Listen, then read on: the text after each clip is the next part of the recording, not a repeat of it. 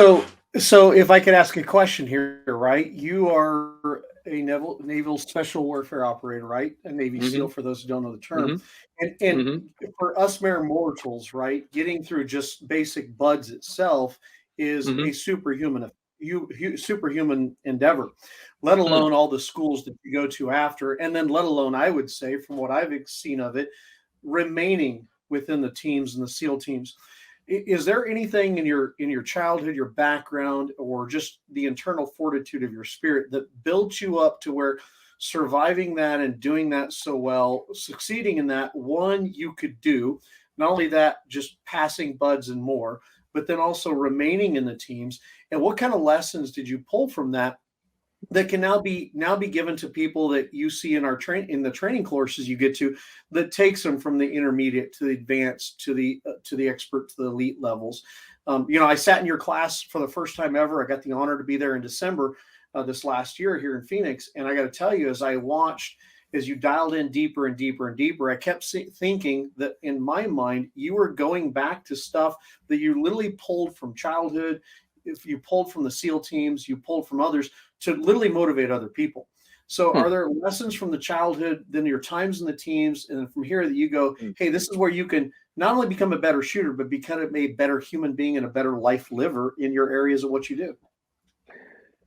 That's a very insightful question. And um, like, I guess, and there was a lot of basically divisions within that question. So to Yeah. answer the first part, which was like, what was there some sort of something from my childhood or something from my naval career that is a lesson to pass to people that helped me to, persevere through all of that stuff. And the the right way to answer that question was, as a kid, I was very athletic. I love to be outdoors. I love to do things. I love to be a part of things physically. I appreciated the physicality of whatever it was that I was trying to do.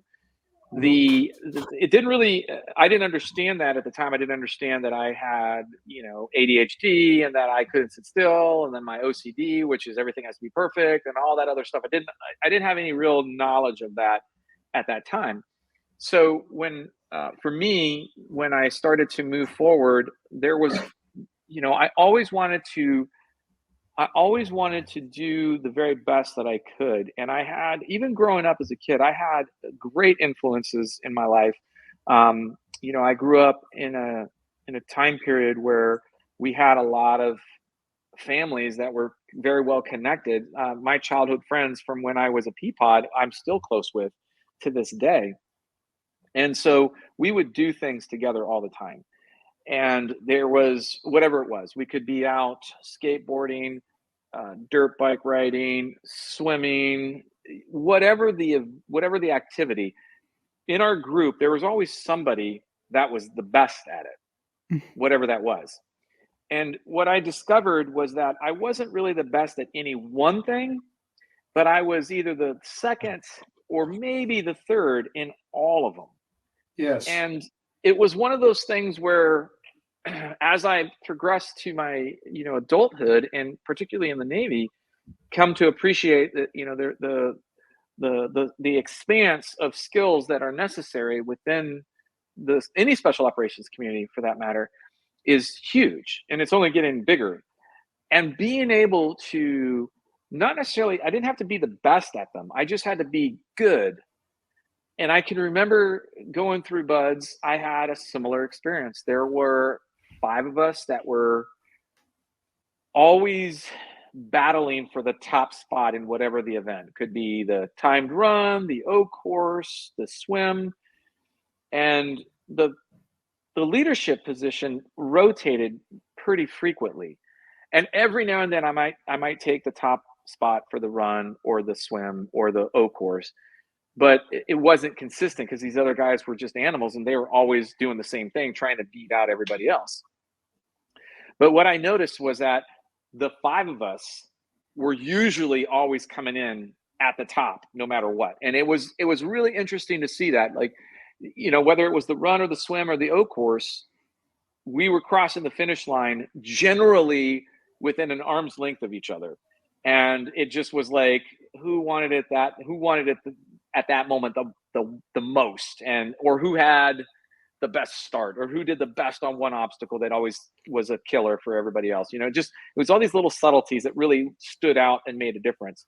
So, that kind of like experience from childhood to my experience within the Navy to my current, as an instructor, there's a lot of hats that you wear. I don't have to be the best shooter. I don't have to be the best knowledge base. I don't have to be the best delivery of message. I just have to be good at all of them.